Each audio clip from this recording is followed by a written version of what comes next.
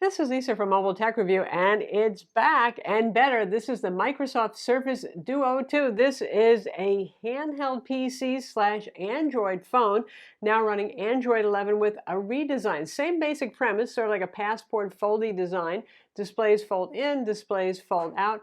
But last year's model was expensive at $13.99, and it was lacking in specs. Clearly, the specs were set 2 years before the device ever released. So what Microsoft did is they remedied that. But what about the software and other things? We're going to find out now. So the bad news is this year it starts at $100 more. It starts at $14.99 for the 128 gig model. You can also get it with 256 or 512 gigs. You've got a price increase with each one of $100. So this is an expensive phone. As to whether or not there's going to be fire sales like there were with the original Duo within 6 months of its release, well, I can't say. It depends on how well it does and all that sort of thing. What I can tell you is the basic design may look the same, but one of the differences is obviously you can now get it in black as well as the original white. And yes, the black does show fingerprints, and we'll show you some shots of just how nasty it can look just in handling it for 10 minutes. But still, it looks kind of good in black, so that's cool. In terms of the specs changing, it's all for the better. This is modern flagship. It should be because, well, it's $1,500 bloody dollars, right? So we have the Snapdragon 888 processor, which is currently at the top of the line available for Android phones. And you have 8 gigs of RAM, which is fine. And I already told you about the storage options there. Now we have a 90 hertz refresh rate for the dual OLED displays. As again, this is 2 OLED displays. They are a little bit bigger. So the total spanning diagonal measurement is 8.3 inches. Each one of them is 5.8 inches. And I'll talk about the displays in detail later, but that's good to see a fast refresh. And it's a variable refresh. There's no user control over that. It just does its own thing. Instead of the interior selfie camera, which you flip the phone the other way to use as a world-facing camera, this time we have dedicated triple rear cameras. So you've got your main camera, your ultra wide, and your telephoto, which is a 2x telephoto. That's something a lot of people wanted. Even I feel like it was a hurt. I mean, I was bullish on Surface Duo, and I liked a lot about it, the versatility for multitasking and stuff, but having seriously, potato camera was just not a viable option. So now these are passable cameras, but we'll talk a little bit more about the cameras. So that's good to see. We have NFC on board, and no, you don't have to open it up and hold it like a book to use it. You can have it in the folded smartphone position to use it too. There's still no water resistance here, so that even hurts more when you get fingerprints all over it. I'm sure that some of you will be dbrand skinning it and all that sort of thing, or you can wipe it with a damp cloth. It's fine. I think technically it's IPX1, which is probably damp cloth safe, and that's about it. It's Gorilla Glass on the outside and Gorilla Glass Victus for the inner displays, which is currently the strongest Gorilla Glass available. That's probably a good thing for those of you who do leave it in phone mode with the displays facing out. When you put it down on the desk, you're not going to worry as much. So those are some good improvements there. We've got Wi-Fi AX, Bluetooth 5.1, and of course 5G, including millimeter wave, for those of you mostly who are in the United States right now, where we have more of it deployed, but still not enough. And it's sold unlocked in the United States. It's not sold by carriers, so it will work on any carrier, major carrier that you wish in the United States. And data speeds and reception on it were just fine. So those are the good things there. Now, Microsoft was very good about listening to feedback and all that sort of thing. And part of the problem with the device was Microsoft's glacial development speed. So something that they designed 2 years before release was already outdated. But also, at first, they were going to have this run Windows mobile version of the operating system, right? Just like the Neo also, which never came to fruition. So at the last minute, they had to switch everything to Android and make it more phone-centric, when clearly this is still more of a handheld PC laptop replacement for multitaskers, given that you have 2 screens, and now with Android 11, better support for dual screens and multiple windows running and all that sort of thing. But in some cases, I can see why they did what they did in the first generation and almost wish that they hadn't, but they had no choice for the second. What do I mean by that? The cameras on the rear. Now we have a camera bump, whereas before you could fold it with the screens facing outside and it would fold completely flat and still be reasonably slim, honestly enough. Well, now the camera bump keeps the 2 planes of the phone separated, which looks a little weird. It doesn't feel bad in hand. In fact, a wedge is a little bit easier to hold on to.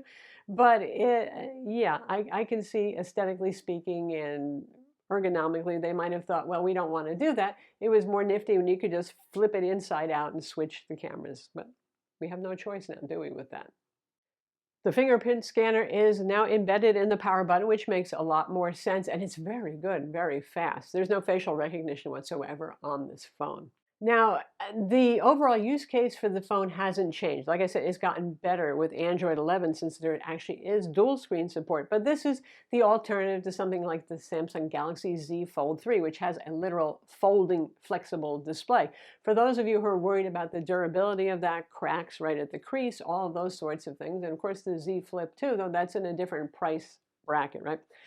But for those of you who see the utility in having two apps running at once, which often is really handy. For example, I use OneNote to do my review crib notes, and I want to have a web browser open in the other screen to actually look at data information about the product that I'm reviewing. Or if you're doing something like a Microsoft Teams or a Zoom call or whatever it is, oftentimes I need to have a document open, and just that fact alone means a single screen phone isn't so great. Even if it has split screen mode, I mean, you're talking little bitsies here. So as a business phone doing those sorts of things, it makes a lot of sense. And it's kind of really delightful, honestly. Even if you're watching for fun stuff instead of business stuff, you're watching a game playthrough on YouTube, and on the other side, you've got Discord open, so you're talking about the game. There are a lot of things that make this really delightful to use and different. And of course, if you're using ebook readers, we've got Amazon's modified version of Kindle available and preloaded on this. Google Play Book supports it. You can actually have facing pages. So you're holding like a little mini book. It's kind of cute. It's kind of fun. It kind of is delightful to do. The bad part about this is it is a wide phone. Now, I have really big hands, but I have Borked, a tendon in my wrist, so I can really feel the weight and the torquing on this sort of thing. It's not the easiest hold. For doing things like taking photos now, the other drawback and why Microsoft initially tried to just stick with the interior camera is you have to actually open up the phone to take pictures with the rear cameras, which is kind of weird, but then again, it's kind of ergonomic too, sort of like using a Galaxy Z Flip. So I'm holding it like this, and this is pretty stable, right? And I've got my photo viewer down below so I can see the pictures that I've taken, but it's not as bad as it sounds, but then this is a little more unwieldy than just pulling a phone out of your pocket and going snap, snap, snap, right? Not to mention, again, did I say that this is quite a wide phone? It's also gotten heavier too. I mean, you're adding triple cameras on here, a faster processor, which no doubt requires a bigger heatsink, all that sort of thing, 5G radios. So it's heavier actually than a Galaxy Z Fold. It's pretty well balanced. It's easy to hold. It feels nice in the hand, but this one will weigh your pockets down too. So it's a compromised device ergonomically, certainly for those of you who are looking to use this as a substitute for any candy bar design Android phone or an iPhone. Like all trendy expensive phones, you do not get the charger in the box anymore. It supports fast wire charging. There is still no wireless charging, which is really too bad. The phone gets pretty toasty on the back and right to the side of the camera cluster, so I don't know if there will be heat dissipation issues or just making the phone thicker, but it's not there. Battery capacity is increased as well. Not that the original Duo had bad battery life, but they are adding 5G and a faster refresh display. So it's 49 milliamp per hour battery, which is a pretty good size capacity battery. And I've had no problem getting this to last me through the day, running both screens, which is nice. Speaking of both screens, you do want to stick to multitasking. Yes, you can use apps by spanning them. Some of them actually natively support it, like obviously Microsoft's own camera application does, Kindle does, and that sort of thing. You can span YouTube across the screens, and it's not a good experience. You still have those bezels. They're a little bit smaller, but you've got that divide right down the center of the screen, which is usually where your most important content is. So this isn't really for those of you who want to watch videos on a big screen all day. That's a Galaxy Z Fold or a tablet or what have you. Speaking of the space between those displays, there's a little curve now to the glass. Actually, front and back glass has that. And that little bit of a curve is there to try to show you rudimentary information. So it shows the clock, and it'll show little notification counters for texts, missed calls, that sort of thing. If the phone rings, you'll see a little blue bar going. If you're charging it, you'll see a little charging bar if you happen to wake it up or move it or something like that. It's super tiny. It really is hard to read. So it's a nice idea, but it's not exactly like Samsung once did with the Note Edge, where it's big and bold and useful. Once again, we have pen support, and also supports the new Slim Pen 2, which, as you know from my Surface laptop and pro reviews, it's better than ever. It's very good stuff. So for those of you who are into natural feeling note taking and responsive doodling and all that sort of thing, you can load Art Rage on here, whatever art app you like, or use OneNote or any other application you want for note taking on this. And that's pretty delightful too, especially because it feels like a little mini Moleskine sort of thing. So it's not unique, obviously. Samsung Galaxy products are available with S Pens as well, but it's a nice touch and it's a form factor where that starts to make sense. Now, when it comes to the software, Android 11, so better support for the dual screens. Not nearly as buggy as the original Duo was, which was pretty darn buggy and bulky at times. This has been responsive. Now, out of the box, you're going to get an update that's like 638 megabytes. So there are a lot of things that Microsoft obviously addressed for launch date. So if you saw some pre-release reviews of this where folks said it was absolutely terrible, it got better. It's not that bad. In terms of the gestures, and you do want to stick with gesture-based navigation because you can do things like take your app from one screen and throw it towards the middle to get it to span two screens. Or if you'd rather have the app be on the other screen, you can just throw it over there. Those gestures require big gestures. It's not like a little kind of thing. You got to do a big old swipe from the bezel going up.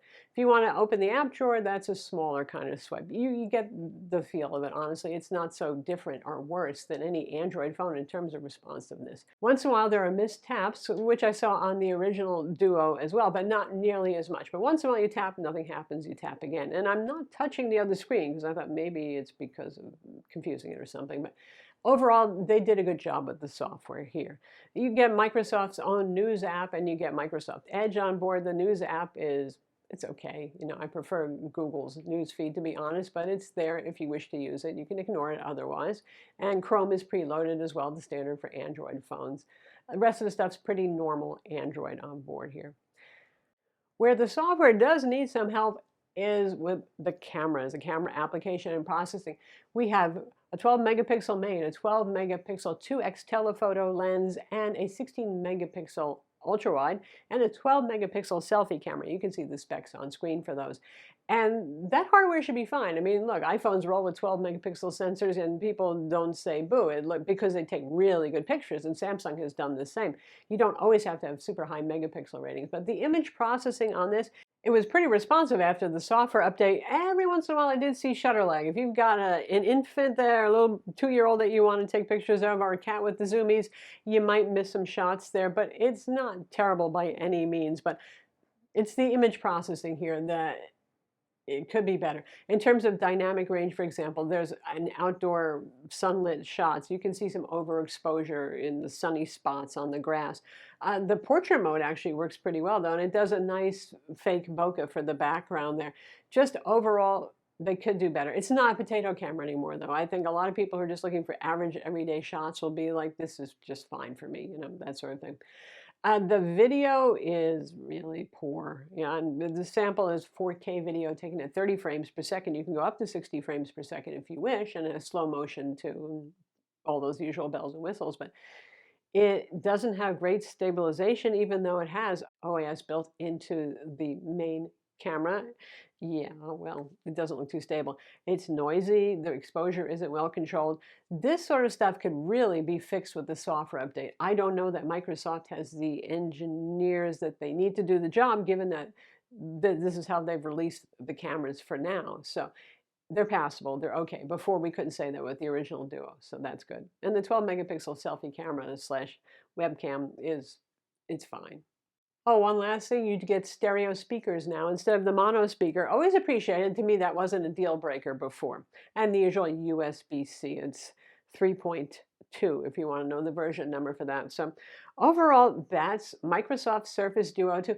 I'm still glad they're trying to do this. I mean, these days, almost every phone, except for Samsung's folding phones, are everyday candy bar phones where not a lot is going on. And for those of you who are avid multitaskers, just want something that can feel like a notebook, literally a written notebook, not a PC notebook, in your hand, but then sort of like a PC notebook.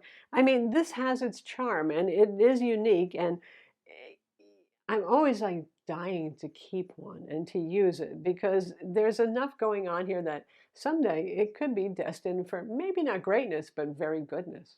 I'm Lisa from Mobile Tech Review. Be sure to subscribe to our YouTube channel for more cool tech videos and hit the notification bell so you know about them.